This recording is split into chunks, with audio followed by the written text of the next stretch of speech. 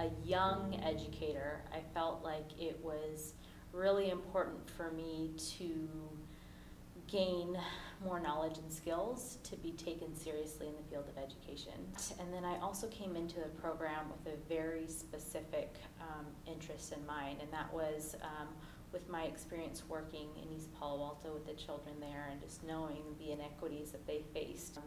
And so I wanted to not only be able to network, sharpen my own skills, but then also figure out really what's going on and the geography of East Palo Alto that situated the students and families there in a way that has really put them at a loss. One of the strongest aspects of the program, hands down, is the cohort. I would not have been able to finish without that kind of a model.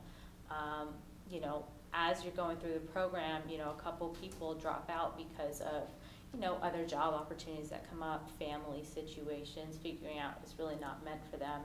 And as soon as the first person leaves, you think, is the second one going to be me? You can't help but your brain just goes there. But being able to share the experience with people that are in the exact same situation as you can't be replaced by anything else. When I came in this program, the one thing I was hesitant about was to actually complete a standard fat dissertation that sits on a shelf. Felt like for the community that I work in, that wouldn't be helpful really for anybody. Nobody has time to do that, right?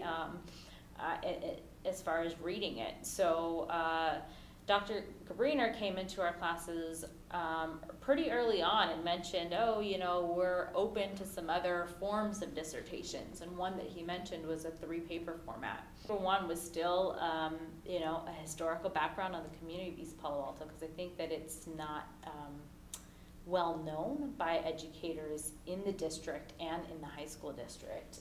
So I kept it as such. It didn't go into as much detail. And then paper 2 really became this idea of amplifying student voices. And so I wanted to understand how students were experiencing that transition, with some having to go all the way to schools that were so far away from home and the problems that they faced. And so that was essentially paper 2. And then my 3rd paper was essentially a list of recommendations based on my experience, of course, and especially the experiences of my former students. Some people have changed the practices in their own organization because of some of my recommendations. Some have made my dissertation, or at least components of it, required reading for any new staff that enter. And I still am working with both districts. I've presented to both school boards about this issue of East Palo Alto youth transitioning to and through the Sequoia Union schools. It's a geographic split. What I keep telling people is that you take the undergrad and master's, wrap them both up, and multiply them by 10, and that was the difficulty level of this program.